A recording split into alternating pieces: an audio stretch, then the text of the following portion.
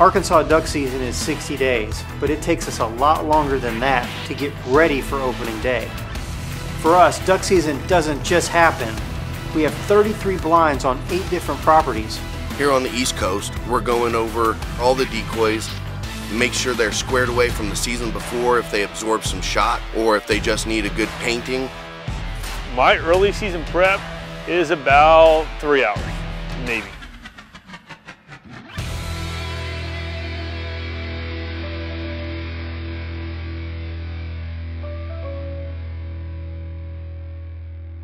All right, guys, y'all just watch your step as you get in the blind over there. I'm gonna start putting out decoys. Duck hunting is in my blood. I think about duck hunting pretty much every day. I mean, even back in high school, I remember, sitting in class like in May, just daydreaming about going duck hunting. I would get herders catalogs and, all kinds of magazines and read articles and look at the gear and think of any reason I could for tinkering with my hunting gear in the middle of the summertime. I still do that.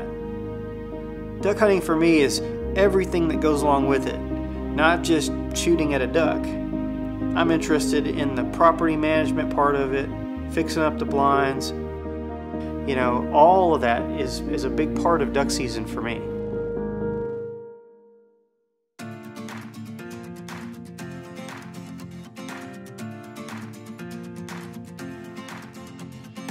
Cypress Crossing Duck Club is located just outside of Stuttgart, Arkansas.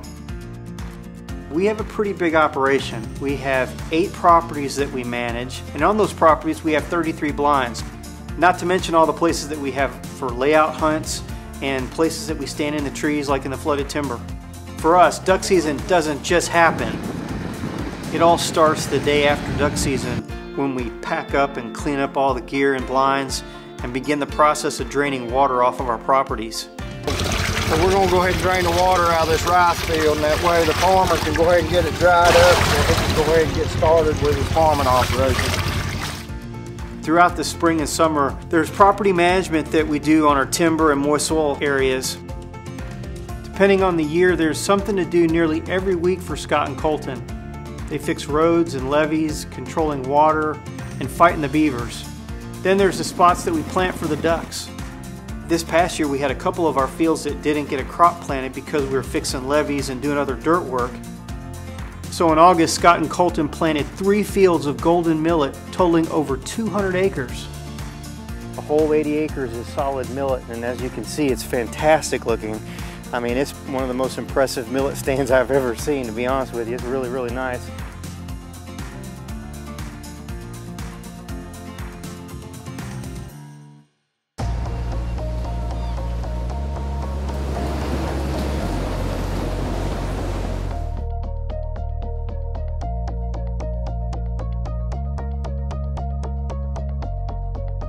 In order for us to get ready for hunting season in Alaska and then Massachusetts and Rhode Island, we're going over, 3-4 dozen decoys, making sure they're tip-top. If they absorbed any shot from the year before, make sure the paint's up. They're just taking a beating, and a lot of the times they go in and out of the boat 2-3 times a day, aggressively sometimes, because the wind will be blowing, they're bouncing off the side of the boat, then hitting the water, uprighting, and then being pulled into place.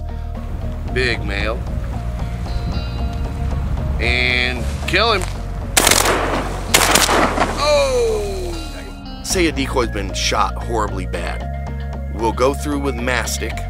We'll plug all the holes with mastic, let that dry good. Then we'll paint the entire decoy with woodworker's glue and then cover it in walnut husks or some, hard abrasive material that'll break up not the smoothness of the decoy, but give it some depth and some texture, to where it doesn't look like, if the sun's shining on it, that it's just glaring. Let them dry and then paint them. Then we go over the boat, make sure the paint's good on it, make sure the blind's in tip-top condition, dog ladders so Rose can get in and out with any problems, and then also making sure our electronics, our Raymarine units are running tip-top and our charts are all squared away as well. We try to get all that done prior to season starting.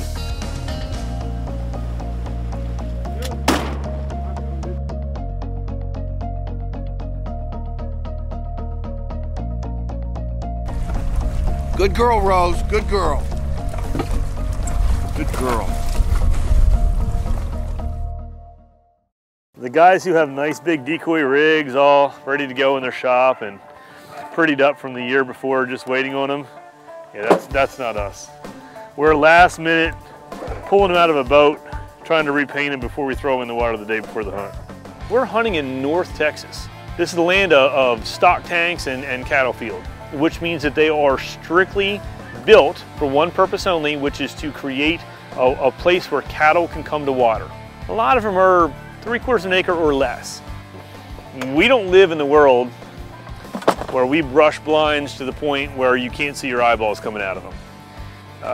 We're more opportunistic, so we follow the birds, find them, watch where they're going into, let them rest and relax, and once they rest and relax, we wait till the wind's right, wait till the weather's right, and we'll go in there and basically ambush them.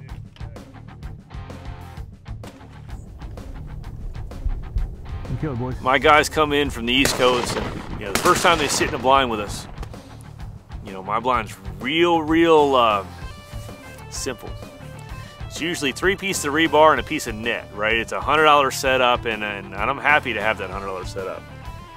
They get in the blind and they look at 3 dozen decoys, and they look at this little piece of net, and there's no back, right? There's no top, and they're like, man, I can cut some brush if you want. No, I'm good, it's all right. No, really, I don't mind doing the work. They just think we're lazy.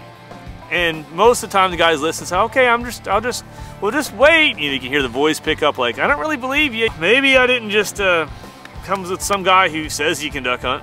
The first couple birds come in before light, and you can just see it in their eyes, right? They're like, you've got to be kidding me. Birds are 15 yards. They don't care. They don't care we're there. They don't care we're standing there. And the end of the hunt, it's inevitable. The guys who just went crazy about, face paint, right? They're like, okay, that really wasn't necessary, was it? No. We've got one fixed blind that we hunt, and it doesn't have a piece of brush on it at all.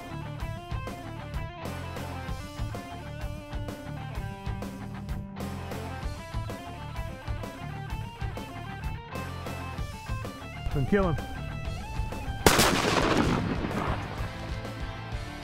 Arkansas boys, there's a guy behind every tree. Public water, constant pressure. Private property, constant pressure. Their blinds matter. My blinds don't matter. We usually start getting our blinds ready to go in September. Scott's background is construction. He and his son Colton pretty much built our entire lodge. So when it comes to building a duck blind, well, you can imagine. We have 10 permanent wooden blinds that we build that stay there all the time. We brush this up with oak leaves, and it's because they hold on all year. In fact, there's layers of leaves that have been on this blind from I don't know how many years that are still here. But we cut them, early enough in September and early October so that they haven't started dropping leaves yet, and so they'll hang on to these branches, and then they provide adequate cover. As far as the blinds that go out in the fields or out in the moist soil habitat where they're not in a brushy area, we'll use grass and rice stubble and coffee beans or something like that, and use those to brush the blinds in. Every year we have to rebrush our blinds. They look horrible over the summertime. They lose, a lot of the brush on it decomposes, falls off, the wind, rain, everything. And so we're cutting grass, and we're gonna put all of that on the blind here. We got chicken wire that we can use zip ties and zip tie the grass to, and when we get done, it'll just blend right into the levee. Getting ready for hunting season for us is really pretty simple, right? Ready? Our world is basically make sure the batteries on the Mojos are charged. All right, now.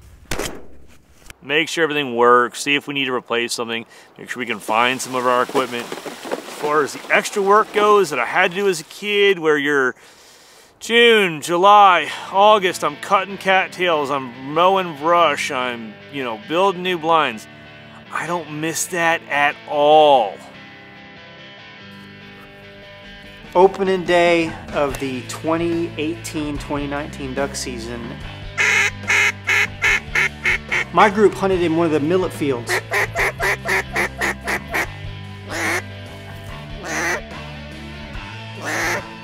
really kind of thought that we were going to see a lot more ducks. Kill them. But we did have a pretty good shoot the first morning. Andy.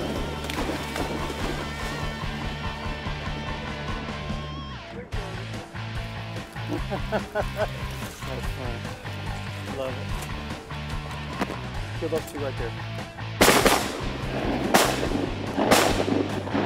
Andy. Normally it's not too hard to have a good opening day. Ducks haven't been messed with a lot. A lot of people are out hunting, and so it stirs the birds up. Atta girl, come on. I think pretty much everybody limited out opening day or got close to it, but not a lot of mallards, a few gabballs, but mostly teal, and even some blue-winged teal. Both of them were hens, but it's very, very unusual for us to shoot any blue-winged teal during duck season here in Arkansas. On the second day, I took my group to a different farm and we hunted on a flooded soybean field. I normally use 4 to 6 flock of flickers in my spread every day.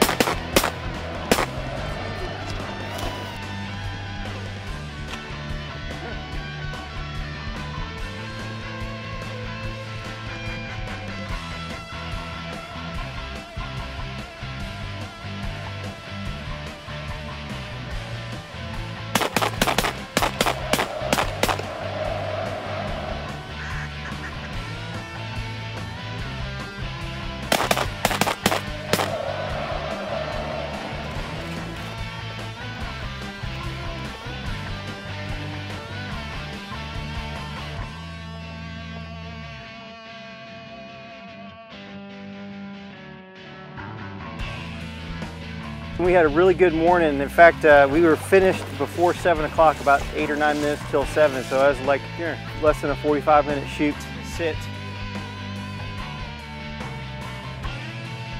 Here we go. Ready? 1, 2, 3. Hup, hup, hup, hup.